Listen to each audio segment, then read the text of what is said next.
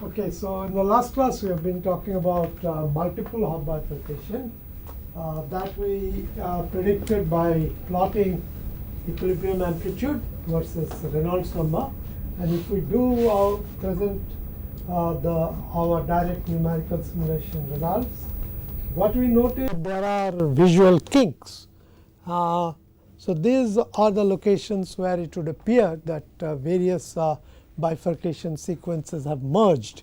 For example, this could be the coalescence point of the first bifurcation and the second bifurcation, right.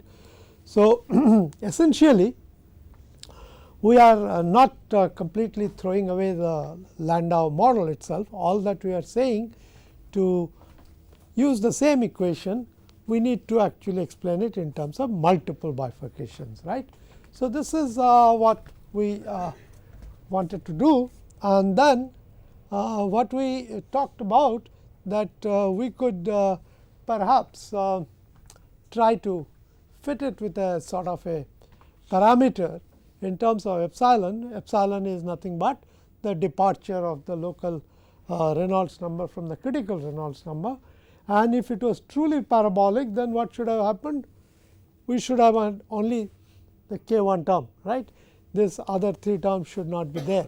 But let us see what happens when we do it like this, so that the A square is given in terms of that quartic, and then we have the data on those 3 segments. What we do is try to feed this coefficients k1, k2, k3, k4, and then we see what happens. So we have basically 3 ranges of Reynolds number, starting from let us say about 52 to 80, then 80 to 133 and 133 to 250. K1 is in the range of 10 to the power minus 4, right, whereas K2 is in the range of 10 to the power like minus 5 or minus 6, depends on which range you are looking at, and these are much lower in value. For example, this goes as 10 to the power minus 6, and while this one is even smaller by 1 order of magnitude. So ideally what you can see is a predominant dependence on k1 and lesser dependence on this.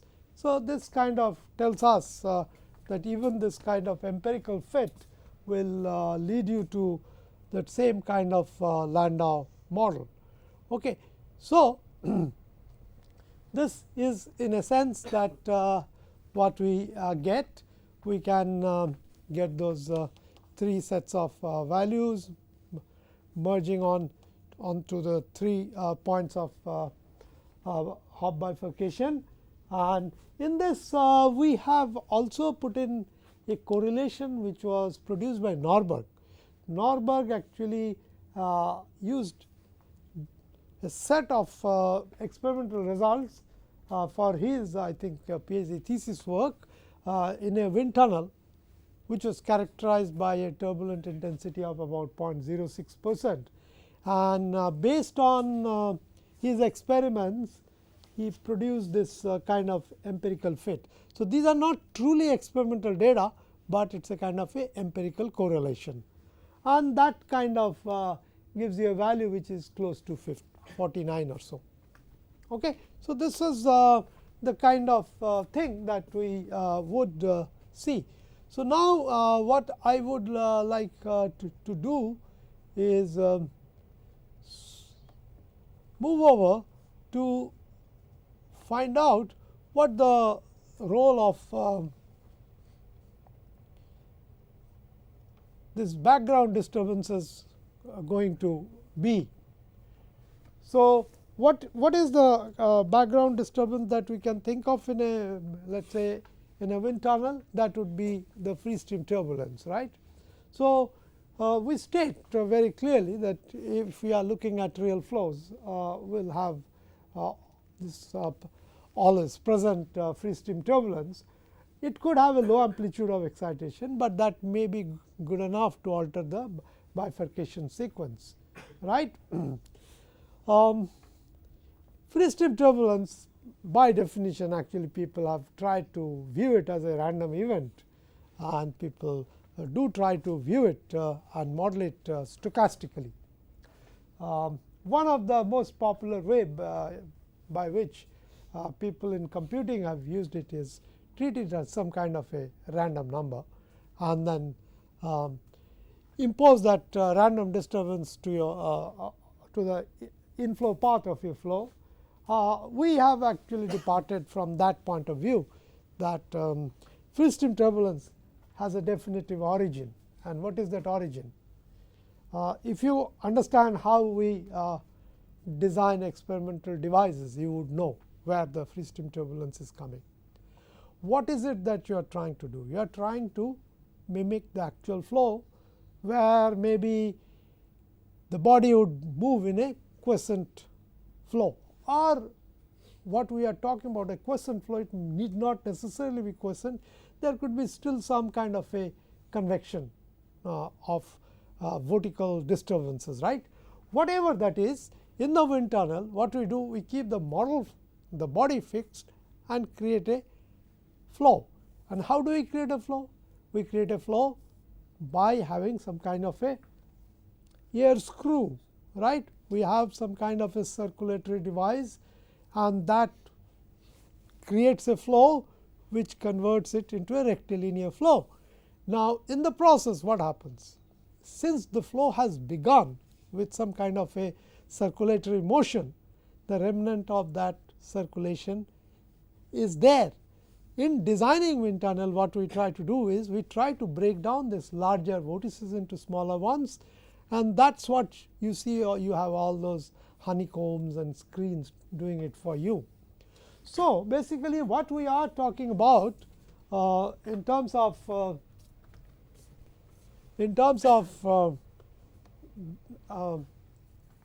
background disturbance, what we call are those remnants of those large eddies which are originated in the size of the propeller that is driving the airstream.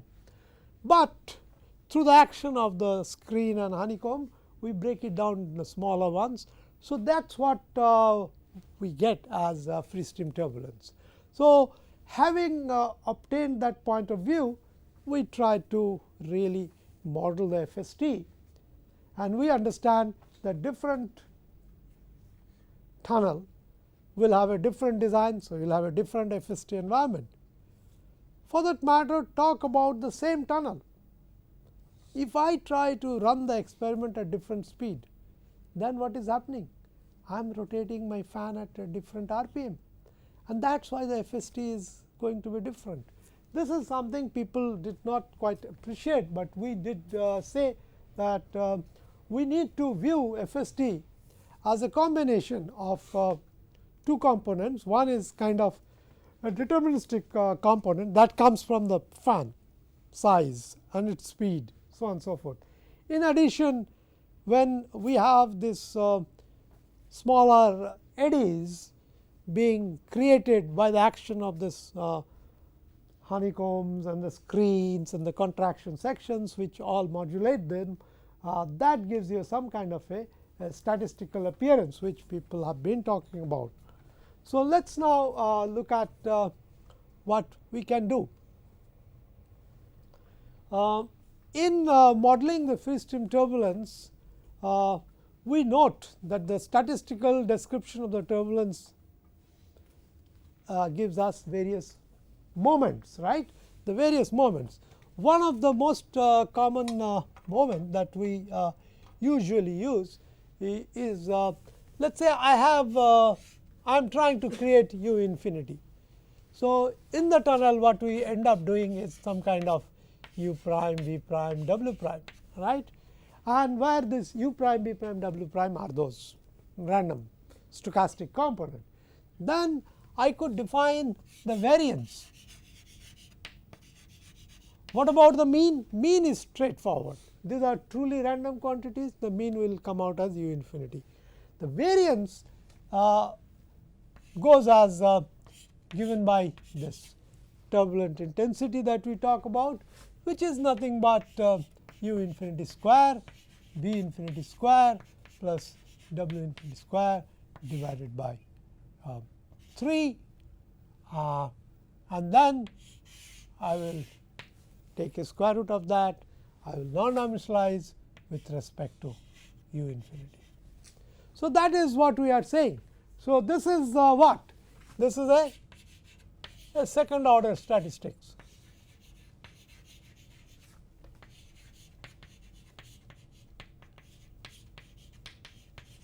Okay. And this is what you will find in the literature all the time. People talk about this as if this single number characterizes the tunnel. But as I explained to you, the same tunnel working at different speed will give you different value of Tu. So, it is quite a misnomer to characterize a tunnel by a single number like Tu. Now, what happens to the other statistics? We can talk about the third order statistics, which is called the skewness.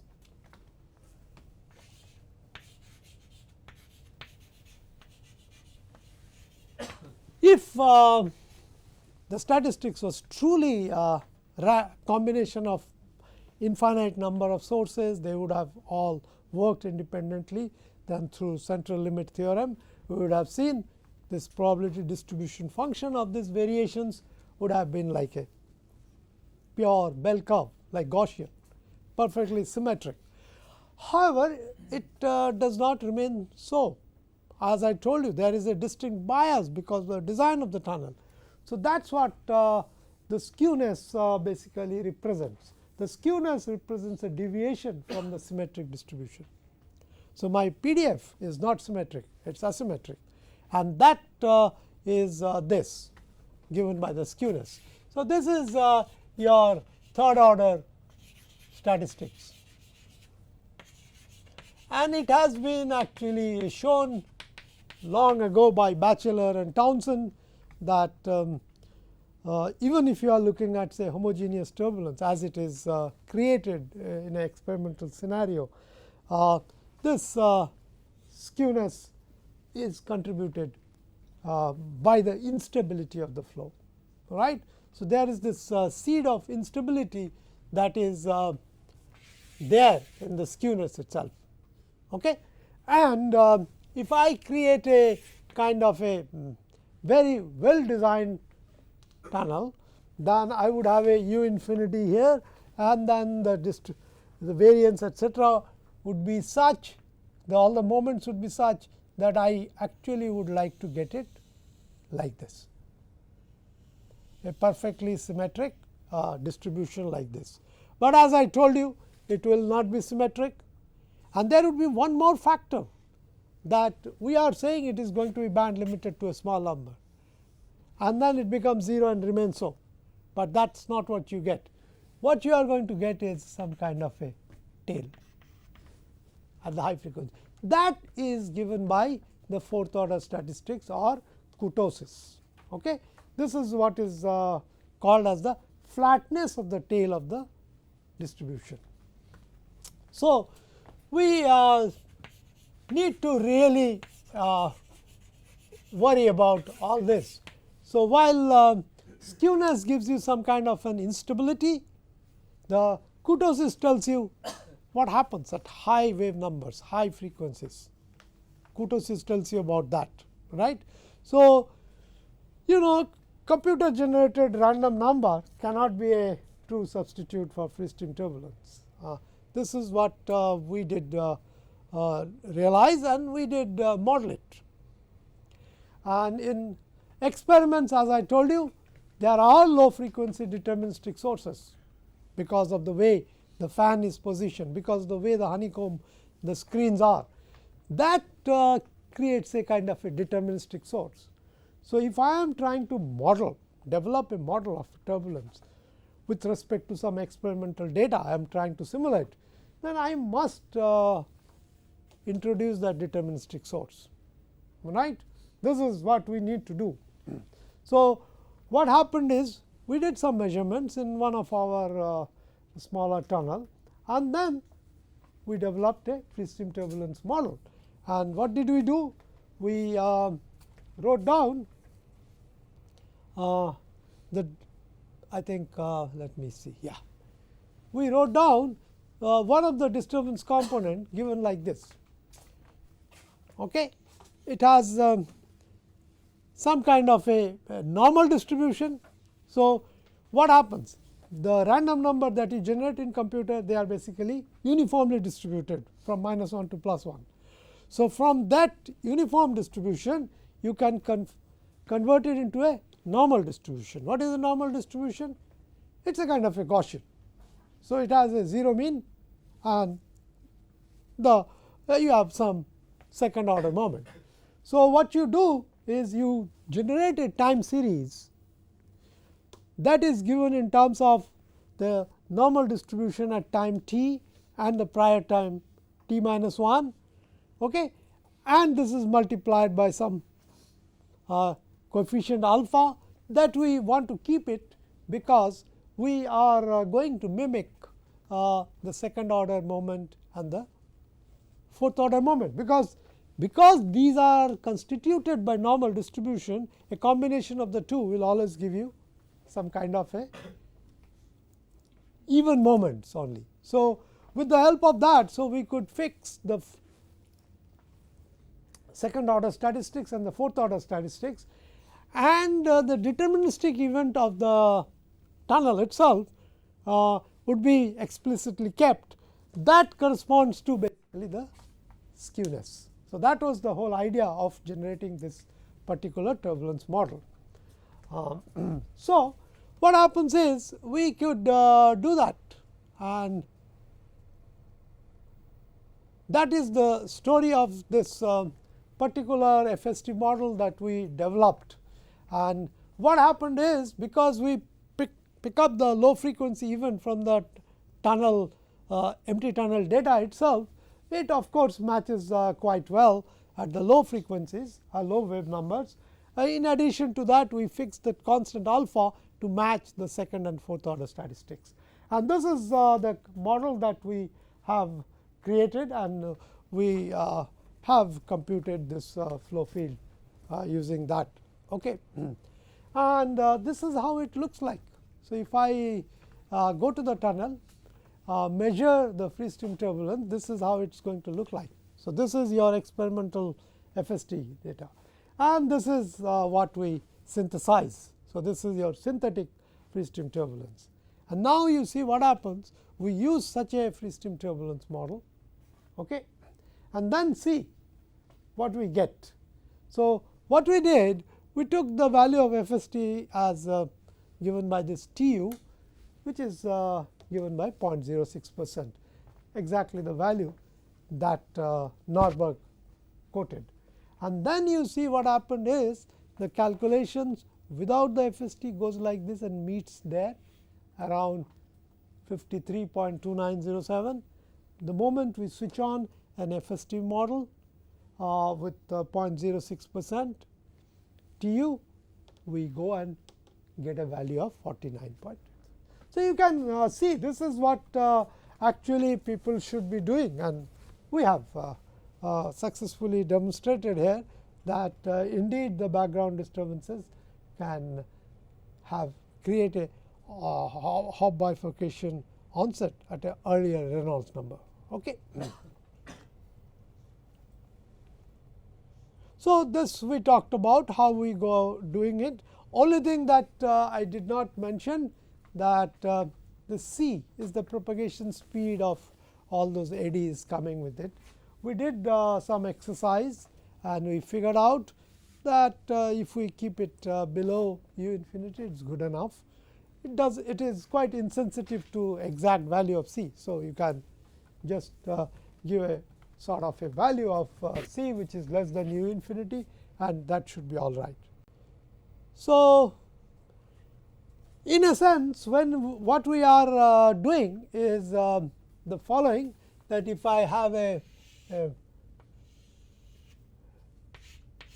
cylinder, and then this is what we compute in a large domain like this, and then what we do is we identify a region where we call this as the inflow,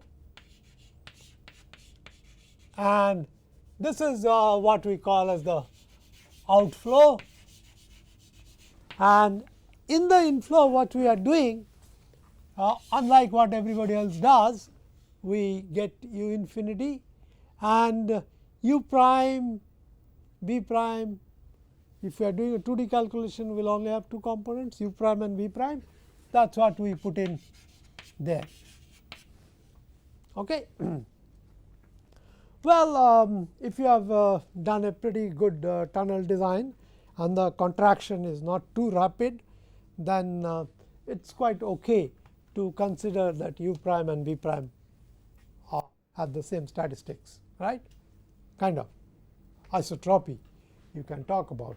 But if you want to also include some additional information you may have, like for example, in a channel flow, you know v prime is going to be less than u prime, and then you can put it in there, and you can actually get also this nice wall normal structure that we can put it. There are experiments available. So, we can do that. That is what we are saying, that in solving the Navier-Stokes equation, we try to solve it in terms of the stream function vorticity equation. So, this is your stream function equation, and the vorticity transport equation is this.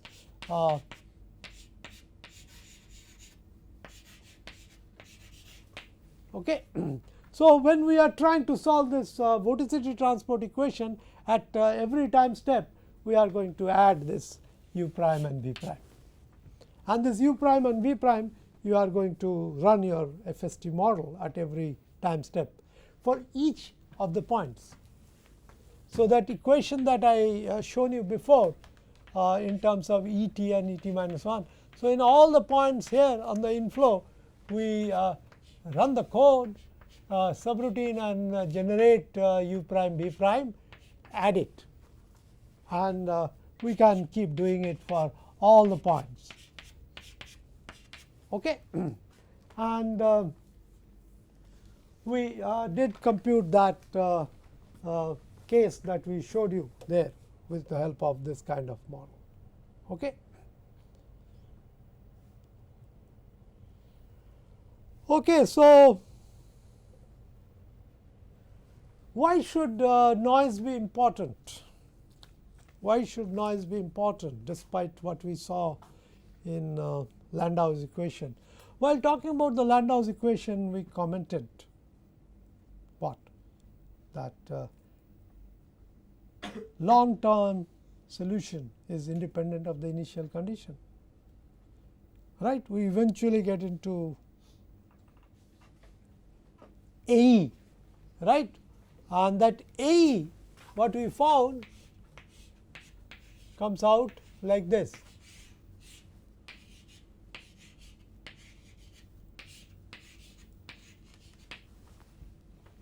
So, what happens? We have the flow in the following sequence, that we have an onset of linear instability that non-linearly saturates and gives you this. But if we are talking about the linear instability, we know linear instability has the receptivity aspect. That is what we have talked about. So, that is the reason that we must have strong dependence of input disturbance, the way we are going to get the instability itself, because that is how it begins, right. So, for every Reynolds number, this quantity itself sigma r depends on the background disturbance. So, that is why we should have that. Now, that was also the reason that Hohmann could do that.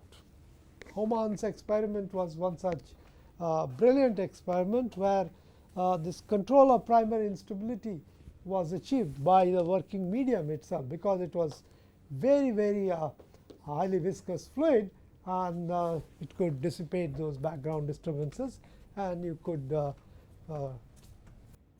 sort of delay the primary instability indefinitely. Now, I think we now have a fairly decent idea of what happens to blob body flows, right. So, there is not much. Now, we need to know a little more about it, and what we need to know more about it is achieved by using the computed results. Now, we have the ability to compute the flow with and without disturbance, and then we can sort of post process the data. And what do we do by post processing? That is where we use a technique called proper orthogonal decomposition technique, which was pioneered by Kosambi, and which has been later on sort of very much popularized by Professor John Lumley and his group, and that is related to the stochastic fluid mechanics, specifically in understanding turbulent flow, and that is given in that monograph of Holmes, Lumley and Barkous. So, you must be aware of this reference, Holmes, Lumley and Barkous.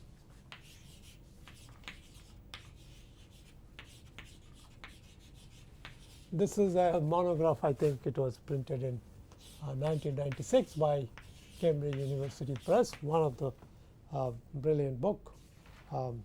See, Kosambi was a mathematician. His idea was very simple, that this debate is going on whether this physical world is deterministic or random or whatnot. So he said, like in many dynamical systems, when you look at the response field, it may look stochastic, chaotic, but then underlying that stochasticity, there might be some deterministic structure involved. He was so far ahead of his time to think of it not necessarily with respect to turbulence, but he was talking about a general dynamical system. So he said that, can I take this stochastic system and project it on a deterministic basis? What will be the property of this deterministic basis? They will be kind of a linearly independent. So, they are going to be orthogonal to each other. So, it is like taking your orthogonal functions. A very simple example is your trigonometric functions, like the Fourier transform that we have already seen, that I could take sine and cosine. So, each one of them are going to be orthogonal to each other. So, that is what is being attempted. So, that is what he was trying to understand, that even when you are looking at complex stochastic system where the dynamics is given by space-time variation, you can actually project the whole thing in terms of a deterministic basis. So, where do you start and where do you get off? That is a major question. That question also he answered, that for example, if I am looking at, let us say, a mechanical system like a fluid dynamical system, I will go on taking this orthogonal functions up to a level which more or less defines the major events of the flow. So, in a fluid flow, it could be, let us say, the energy. If I can decide, say, explain 98% or 99% of the energy, I am done, right.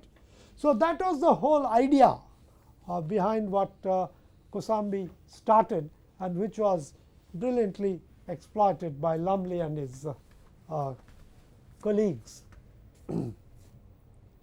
Now, POD as a technique was further given a boost by Cyrovich. Cyrovich said, look, how do I do this decomposition? It's like basically it is a continuous system, right. So, if I look at the continuous system, then what I could do? I could take a snapshot and I have all these points, and then I can decompose it, the corresponding sort of a discrete description. I can define it, because eventually what you do when you actually compute, you end up solving some A x equal to b equation. The dimension of A determines your discretization, but this discretization, theoretically speaking, should have been infinite dimension, because it is a continuous system. But what we are doing in computing, we are discretizing and making it a finite number then. But even that finiteness in a computational sense can become very bothersome. So, that was one way of doing it, and we did look at one such way, that if we look at the spatial discretization and then try to find out the eigenvalues and eigenvectors of the spatial discretization by a iterative process due to Langevin. That is one way of doing it. You get a pretty good picture. In fact, the picture that you get, we found out a very interesting property, that if I take a large domain and I do it in two small parts, and I get the picture and I then put them side by side, they just match seamlessly. So, what is it that we are doing? If I have, say, n by n dimension picture, and if I do n by 2 and n by 2 dimension, I just make it into, say, 2 parts, then what happens? Your corresponding A matrix dimension has come down, and in terms of solution process, the computing goes as n, the matrix to the order 3. So, if I can subdivide the domain into smaller domains, and I can compute them separately and put the picture together, I get a full picture. So, that was something that was attempted, and it was quite okay, but still it amounted to lots and lots of work. However, much earlier, Lawrence Irovich, he did propose an alternative way of doing it. He said, don't look at the picture in terms of space, but look at in terms of time. So, what you do, you grab lots of snapshots at different time intervals, and from that information, because you are anyway, what you are trying to project, you are trying to project a spatiotemporal event. So, you try to get that picture by looking at snapshots at different time and reconstruct the average picture over that time interval. So, the basic idea is what? It is a stochastic system. So, we are trying to give it some kind of, in the decided time horizon, get a kind of a fit of this space time variation by a deterministic picture, subject to the constraint that this explains 90% of the energy, or this explains 95% of the energy. So, method of snapshots is so much more beneficial, because instead of talking about, let us say, millions of points, here we are going to talk about fewer snapshots, number of pictures in time, how many that could be. Like Yogesh will tell you that you take an interval of, let us say, delta t of the order of 0.01. So, in a unit interval you take 100 pictures, and then of course, sooner or later you reach the limit of your processor and you stop there. But still, that is much better than what we have before. We will talk about little more in detail about method of snapshots and how to interpret the data, but this was a sort of a remarkable achievement by which this whole subject of POD technique got a boost, and it was revived. That is all due to Irovich. Okay. So, in many fluid dynamical system, it is not necessarily have to be one of turbulent flow. Any unsteady flow, we can make use of it, and in fact that is what we are trying to do now, because we are going to use this POD technique to study instability of flow, and during instability we have already seen that it is going to be a space time dependent phenomena. So, can we use POD for studying instability? That was the question that we been asking for last few years, and I think we have now come to a state where we have been able to develop a very coherent picture of it, and we will see some of these results. Okay.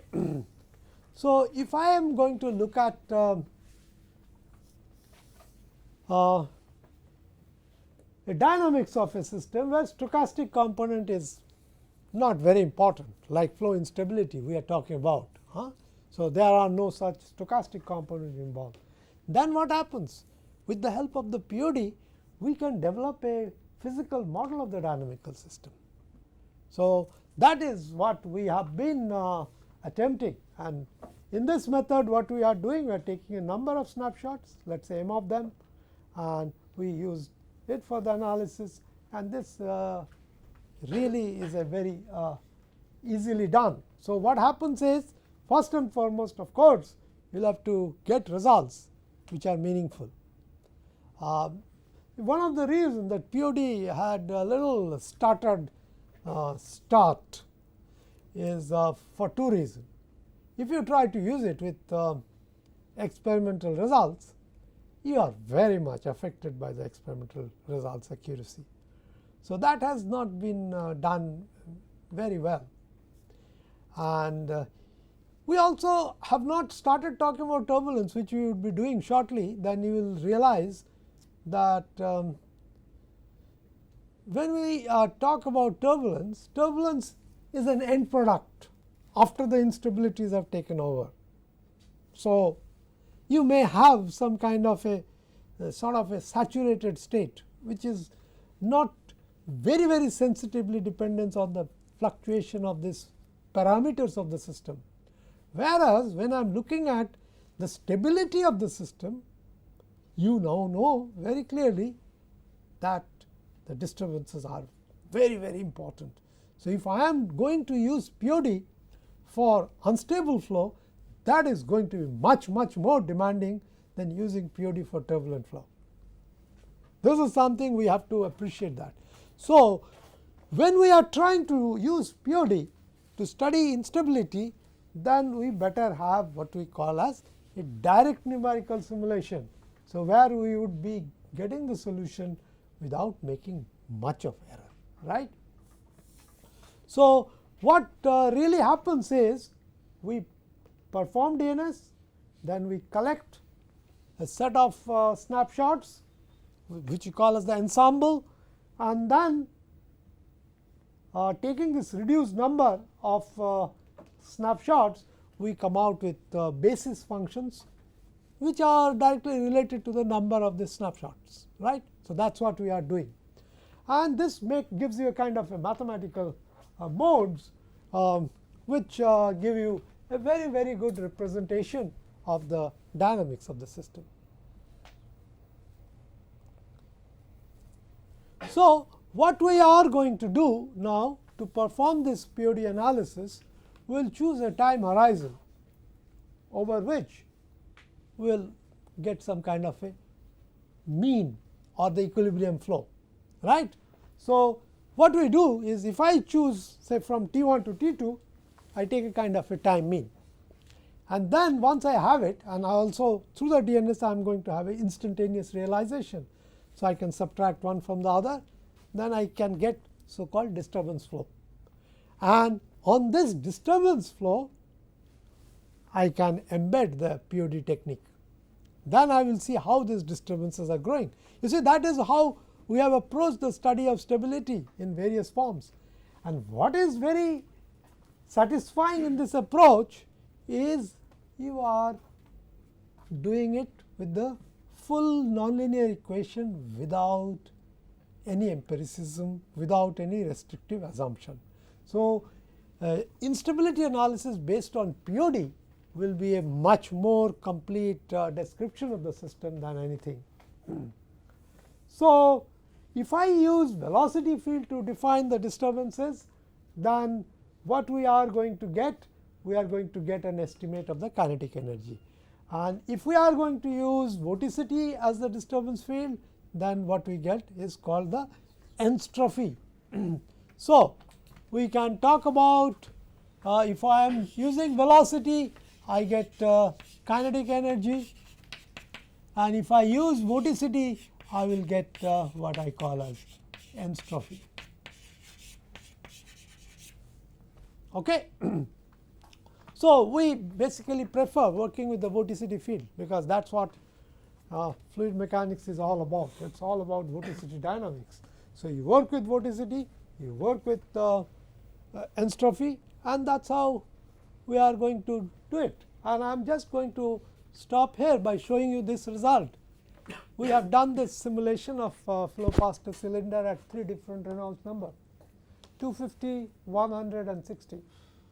I am going to describe it, but you can see a very curious feature, that this is more colorful than this.